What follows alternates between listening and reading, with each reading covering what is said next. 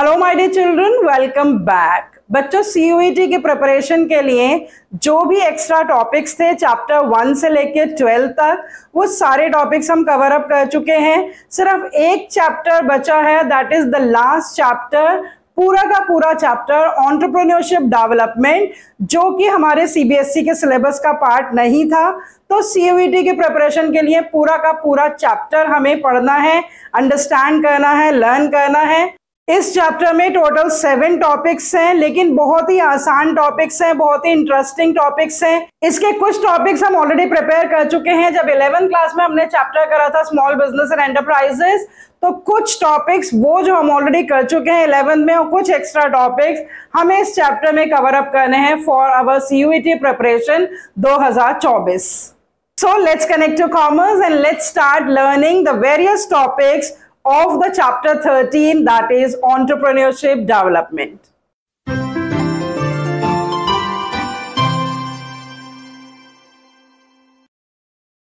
बच्चों, जैसा मैंने अभी आपको बताया कि टोटल 7 टॉपिक्स हैं जो इस चैप्टर में हमें कवर अप करने हैं। Number 1 concept of entrepreneurship, number 2 entrepreneurs के functions, number 3 features of entrepreneurship, number 4 competencies that are required by an entrepreneur, number 5 the process of entrepreneurship development, number 6 entrepreneurial values and attitudes, and number 7 entrepreneurial motivation। तो शुरू करते हैं definition से entrepreneurship की। यहां पर मैंने 2 इंपॉर्टेंट डेफिनेशंस लिख रखी है। सबसे पहली डेफिनेशन देखिए, the process by which an individual or a team identifies a business opportunity and acquire the necessary resources for its exploitation। What does it mean? एक ऐसा प्रोसेस जिससे कोई भी एक पर्टिकुलर इंडिविजुअल या ग्रुप ऑफ इंडिविजुअल क्या करते हैं, वो किसी भी बिजनेस अपॉर्चुनिटी को आइडेंटिफाई करते हैं और उस बिजनेस अपॉर्चुनिटी को बिजनेस में कन्वर्ट करने के लिए जो भी डिफरेंट रिसोर्सेस चाहिए होते हैं, उन सारे नेसेसरी रिसोर्सेस को असेंबल करते हैं और स्टेप्स लेते हैं to convert their business idea into a business unit. एक और डेफिनेशन देखते हैं एंटरप्रेन्योरशिप की, a systematic, lawful, purposeful, systematic and creative activity which in the face of risk and uncertainty manages to provide value to the buyers, returns to the investors and profit to the entrepreneur by finding out needs, utilizing the resources and arranging for production। इस definition में मैं अब सारे keywords underline कर रही हूं, lawful, purposeful, systematic, creative activity, और उसके साथ साथ कीवर्ड्स हैं रिस्क एंड अनसर्टेनिटी से related activity.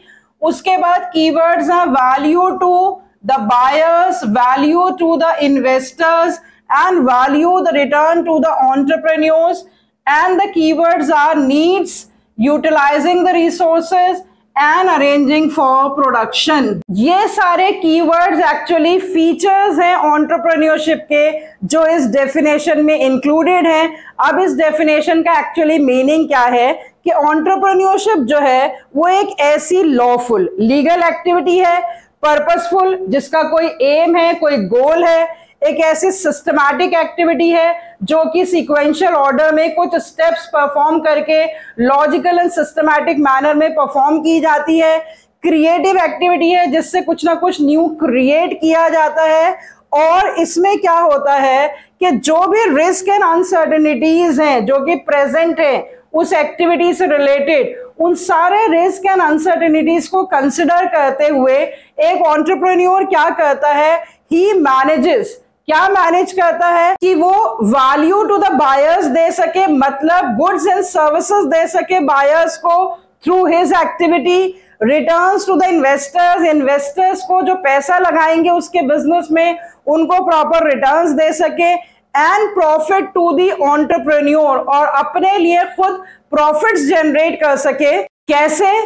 Bye finding out the needs, लोगों की नीड्स एंड वांट्स को आइडेंटिफाई करके, फिर रिसोर्सेस को असेंबल करके ताकि उन नीड्स एंड वांट्स को सेटिस्फाई करने के लिए वो प्रोडक्शन को अरेंज करे, ऑर्गेनाइज करे, ताकि with the help of this production of goods and services he is able to satisfy the various needs and wants of the society and the customers।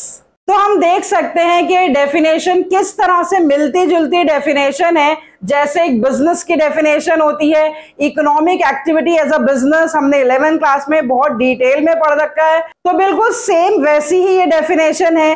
या जो हमने चैप्टर करा था 11 मार्केटिंग, उसमें भी हमने देखा था कि एक मार्केटियर क्या करता है कि पहले कस्टमर्स की नीड्स एंड वांट्स को आइडेंटिफाई करता है, फिर गुड्स को प्रोड्यूस करके सेल करता है और फिर उन्हें आफ्टर सेल सर्विसेज प्रोवाइड करता है उनके लॉन्ग टर्म सेटिस्फेक्शन के लिए।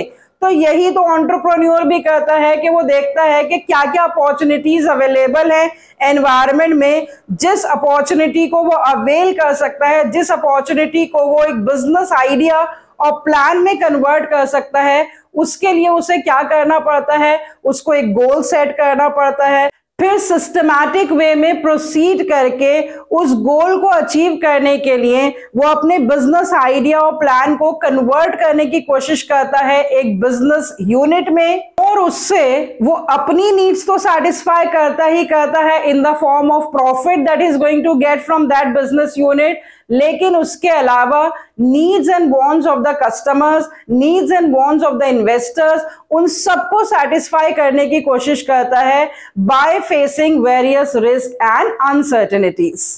तो इस डेफिनेशन में एंटरप्रेन्योरशिप के काफी फीचर्स हमें समझ में आ गए, लेकिन उसकी डीपर अंडरस्टैंडिंग के लिए एक और चीज हमें समझनी होगी, वो क्या है, एसवीओ एनालॉजी। एसवीओ एनालॉजी का मतलब होता है subject verb and object analogy. जो भी कुछ हमने एंटरप्रेन्योरशिप के बारे में इस डेफिनेशन में देखा, उसमें 3 इंपॉर्टेंट टर्म्स हमारे सामने आई। एक टर्म है एंटरप्रेन्योर, एक टर्म है एंटरप्रेन्योरशिप और एक टर्म है एंटरप्राइज। और इन तीनों टर्म्स के बीच में सब्जेक्ट वर्ब एंड ऑब्जेक्ट का रिलेशनशिप है। क्या रिलेशनशिप है वो? The entrepreneur is the subject, the entrepreneur is the person who develops an idea to start a business। Subject मतलब entrepreneur, जो पर्सन जिसके दिमाग में आइडिया कंसीव होता है कि वो बिजनेस स्टार्ट करेगा, उस पर्सन को हम कहते हैं entrepreneur। और ये जो वर्ड है entrepreneur, ये एक फ्रेंच वर्ड से डराइव हुआ है, entreprendre, जिसका मतलब होता है टू अंडरटेक। तो उसी से ये वर्ड ड्राइव हुआ है एंटरप्रेन्योर, जो कि सब्जेक्ट माना जाता है। फिर उसके बाद जो एक्टिविटीज और प्रोसेस एंटरप्रेन्योर अंडरटेक करता है, that process of developing the business unit, that is called entrepreneurship. और क्योंकि प्रोसेस में सीरीज ऑफ एक्टिविटीज इन्वॉल्व होती हैं, तो ये कहलाएगा वर्क। और जब इस प्रोसेस को अंडरटेक किया जाता है तो उसका आउटकम क्या आता है, that is the enterprise. The result and the outcome of the process of entrepreneurship, that is object. तो ये है बच्चों एसवीओ एनालॉजी, जिसमें एंटरप्रेन्योर जो है वो सब्जेक्ट है, एंटरप्रेन्योरशिप वर्ब है और एंटरप्राइज ऑब्जेक्ट है। तो जब एक पर्सन बिजनेस आइडिया कंसीव करता है, उसे कहते हैं एंटरप्रेन्योर। जो सीरीज ऑफ एक्टिविटीज वो परफॉर्म करता है अपने बिजनेस आइडिया को एक्चुअली बिजनेस में कन्वर्ट करने के लिए, उसे हम कहते हैं एंटरप्रेन्योरशिप। और जो रिजल्ट और आउटकम आता है उस प्रोसेस ऑफ एंटरप्रेन्योरशिप का, उसे हम कहते हैं business enterprise. So I hope this analogy is very much clear to you. Now let's move on to the features of entrepreneurship. बहुत ही सिंपल फीचर्स है, 1 2 3 4 5 6। ये सारे के सारे फीचर्स बिल्कुल अभी हमने देखे हैं डेफिनेशन ऑफ एंटरप्रेन्योरशिप में। That entrepreneurship is a systematic activity, क्योंकि बिना लॉजिक और बिना सिस्टम के it's not possible to convert the business idea into a business unit. तो एक पर्पसफुल और सिस्टमैटिक एक्टिविटी अंडरटेक करके बिजनेस यूनिट जो है वो एस्टैब्लिश किया जाता है। तो एंटरप्रेन्योरशिप का पहला फीचर है कि ये एक सिस्टमैटिक एक्टिविटी है। दूसरा है लीगल एक्टिविटी है, ये इलीगल एक्टिविटी नहीं होती, पर्पसफुल एक्टिविटी है, क्योंकि एंटरप्रेन्योरशिप का पर्पस होता है। पर्पसेस हमने सारे डेफिनेशन में देख लिए, पर्पस क्या है? Returns to the investors, profit to the entrepreneur and value to the buyers in the form of goods and services. उसके बाद अनदर फीचर है that it is a creative and innovative activity. हर एक entrepreneur जो है वो कुछ ना कुछ नया प्रोड्यूस करने की कोशिश करता रहता है, या जो ऑलरेडी उसने प्रोड्यूस कर रखा है उसमें कुछ ना कुछ इनोवेट करने की कोशिश करता रहता है, क्योंकि अगर वो ऐसा नहीं करेगा तो he will be thrown out of the market and other competitors will take the place in the market. तो हमेशा अपने कंपटीशन को फेस करने के लिए हमेशा एक बिजनेसमैन को कुछ क्रिएटिव और इनोवेटिव आइडिया के साथ मार्केट में उतरना पड़ता है, तभी उसके प्रोडक्ट्स एंड सर्विसेज को लोग बाय करेंगे। इसलिए हम कहते हैं कि एंटरप्रेन्योरशिप एक क्रिएटिव एंड इनोवेटिव एक्टिविटी है। उसके अलावा इकोनॉमिक एक्टिविटी तो है ही, हमें पता ही है इकोनॉमिक एक्टिविटी क्या होती है, an activity which is concern with the production and exchange of goods and services for the purpose of earning the profit. तो एंटरप्रेन्योरशिप भी तो यही एक्टिविटी है, it is an activity concern with the production and exchange of goods and services after identifying the business opportunities and converting these business opportunities into the business। तो entrepreneurship एक economic activity है, it is an activity that is related to risks। तो यहां हमने देखा था an activity which in the face of risk and uncertainty, मतलब एक ऐसी एक्टिविटी जो सारे रिस्क एंड अनसर्टेनिटीज को देखते हुए भी बिजनेस अपॉर्चुनिटी को बिजनेस प्लान में कन्वर्ट करने की कोशिश करती है। इसीलिए इसको हम कहते हैं that it is an activity related to risk. कोई भी बिजनेस प्लान, कोई भी बिजनेस आइडिया बिना रिस्क के हो ही नहीं सकता है। चाहे कितनी भी प्लानिंग कर लें और बहुत अच्छे से स्वॉट एनालिसिस कर लिया जाए, अपनी स्ट्रेंथ्स, वीकनेसेस, अपॉर्चुनिटीज और थ्रेट्स को पता लगा लिया जाए और उसके बाद जो है उस अपॉर्चुनिटी को अवेल करने की कोशिश की जाए, लेकिन उसमें 100% रिस्क होता है। और क्योंकि लॉट ऑफ अनसर्टेनिटीज होती है फ्यूचर से रिलेटेड, तो उन्हीं रिस्क एंड अनसर्टेनिटीज के साथ एंटरप्रेन्योर जो है वो एंटरप्रेन्योरशिप एक्टिविटी को अंडरटेक करता है। So it is related to risk. Last but not the least is that it is related to organisation of production. Organisation of production मतलब कि प्रोडक्शन को ऑर्गेनाइज करने की एक्टिविटी को हम कहते हैं एंटरप्रेन्योरशिप। और ऑर्गेनाइज करने का मतलब arrangement of physical, financial and human resources that are required to convert the business idea into a business unit. So it is an activity that is related to organization of production. तो ये सारे के सारे 7 features जो entrepreneurship के हैं वो इस डेफिनेशन से ही आपको अच्छे से याद हो जाएंगे। Now let's move on to another topic that is functions of entrepreneurship। मतलब entrepreneurship जो है उससे क्या क्या फंक्शंस परफॉर्म होते हैं, they are also very easy to understand. सबसे पहले तो एंटरप्रेन्योरशिप से क्या जनरेट होता है, एम्प्लॉयमेंट अपॉर्चुनिटीज जनरेट होती हैं। तो जो बिजनेसमैन बिजनेस स्टार्ट करेगा वो खुद के लिए तो एक इकोनॉमिक एक्टिविटी अंडरटेक कर ही रहा है, लेकिन वो उस बिजनेस में जितने भी लोगों को एम्प्लॉय करेगा उन सबके लिए क्या क्रिएट होगा, एम्प्लॉयमेंट अपॉर्चुनिटीज क्रिएट होंगी। उसके अलावा अनदर फंक्शन क्या है, generation of the business opportunities for the others. देखो अगर कोई भी पर्टिकुलर बिजनेस स्टार्ट होता है जो कि एक इकोनॉमिक एक्टिविटी मानी जाती है, तो डेफिनेटली उससे रिलेटेड जो भी अदर एक्टिविटीज हैं, हमने पूरा classification of business activities class 11 में पढ़ रखा है। तो जब एक्सचेंज एक्टिविटीज होंगी तो प्रोडक्शन एक्टिविटीज भी होंगी, इंडस्ट्रियल एक्टिविटीज को भी बूस्ट मिलेगा, और जो भी सर्विस सेक्टर है, जो भी सर्विस इंडस्ट्री से रिलेटेड सारी एक्टिविटीज हैं जैसे बैंकिंग, कम्युनिकेशन, एडवर्टाइजिंग, जो सारी एक्टिविटीज हम ऑलरेडी सर्विस सेक्टर में पढ़ चुके हैं। तो जब बिजनेस एक्टिविटीज अंडरटेक होंगी तो ये सारी एक्टिविटीज जो है ऑटोमेटिकली उन एक्टिविटीज की भी डिमांड बढ़ेगी और उन सारे सर्विस सेक्टर में या इंडस्ट्रियल सेक्टर में भी एम्प्लॉयमेंट अपॉर्चुनिटीज जनरेट होंगी, बिजनेस अपॉर्चुनिटीज जनरेट होंगी। So another function for the entrepreneurship is generation of business opportunities for the others. और जब बिजनेस अपॉर्चुनिटीज क्रिएट होंगी एंटरप्रेन्योर के लिए और दूसरे सेक्टर्स में उससे डिस्पोजेबल इनकम बढ़ेगी, बाइंग पावर बढ़ेगी, और जिससे क्या इंक्रीज होगा, gross domestic product of the country increase होगा। और जब ग्रॉस डोमेस्टिक प्रोडक्ट बढ़ेगा तो इकोनॉमिक ग्रोथ एंड प्रॉस्पेरिटी पर भी उसका इम्पैक्ट देखने को मिलता है।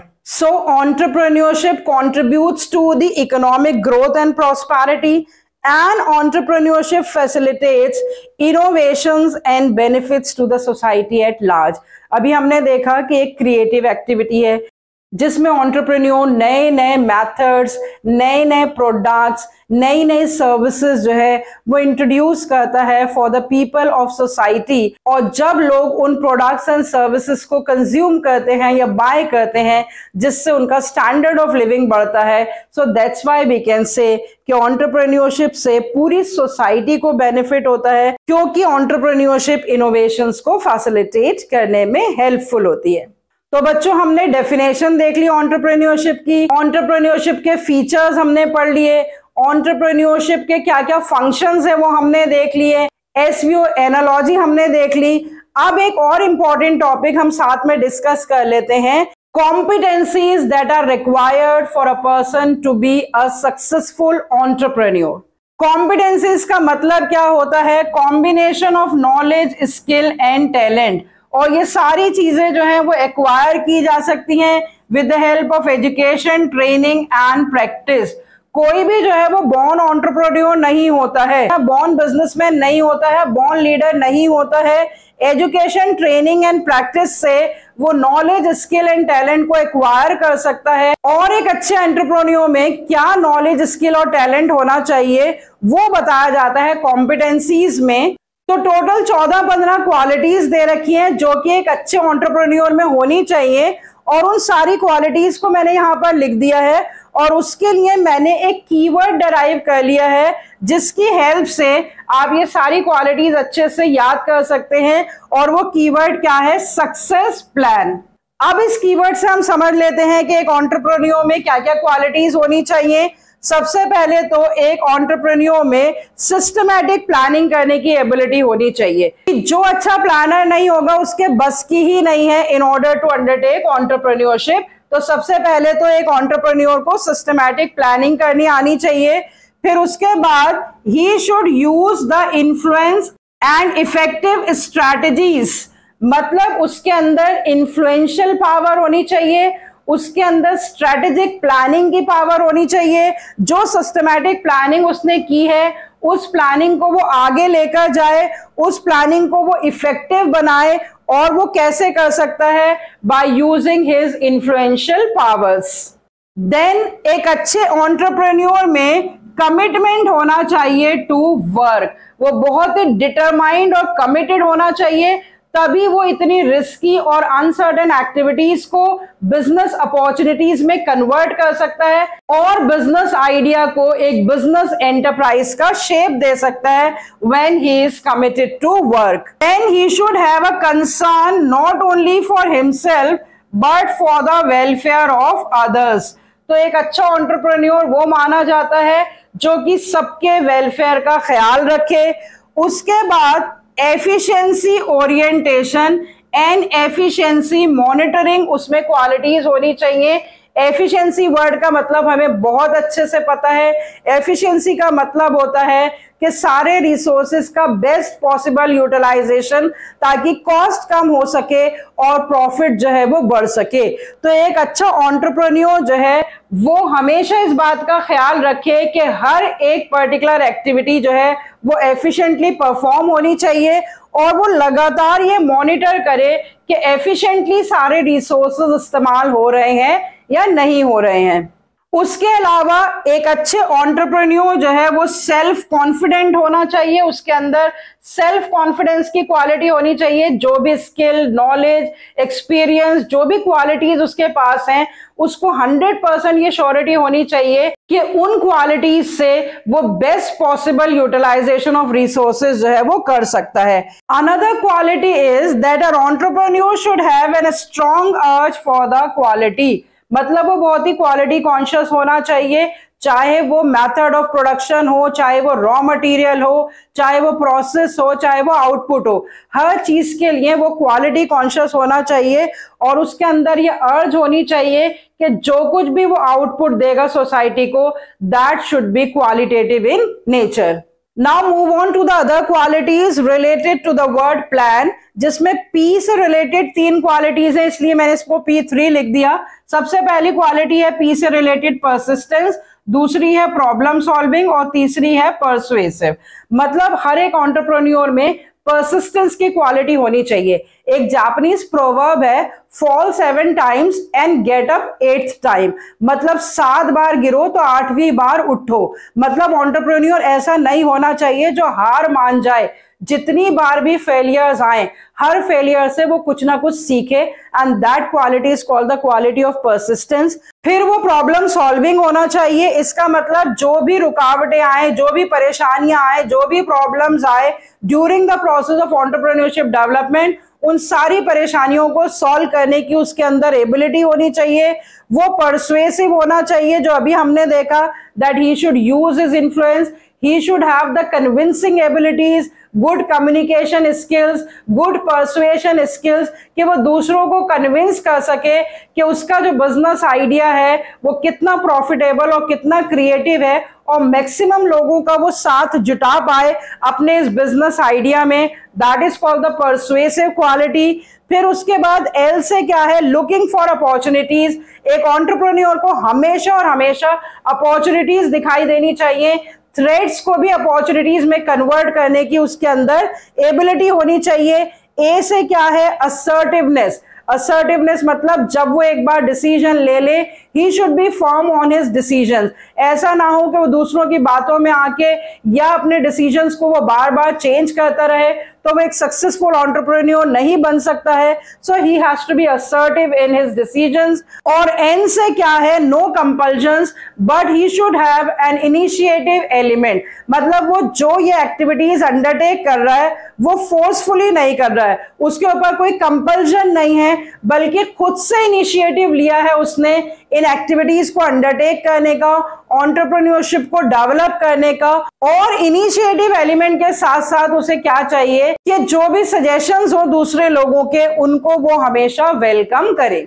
तो एक बार सम अप कर लेते हैं कि जो सारी कॉम्पिटेंसीज हैं जो एक एंटरप्रेन्योर में होनी चाहिए वो क्या है, that he should have the systematic planning ability, he should have the ability to influence and to decide the effective strategy, he should have the commitment to work, he should be concerned for the welfare of the others, he should try to achieve efficiency in every operation, and he should continuously monitor whether this efficiency is achieved or not. He should have the self confidence, he should have a strong urge for the quality, he should be persistent, problem solving, persuasive, he should always look for opportunities, he should be assertive, and he should always take the initiative.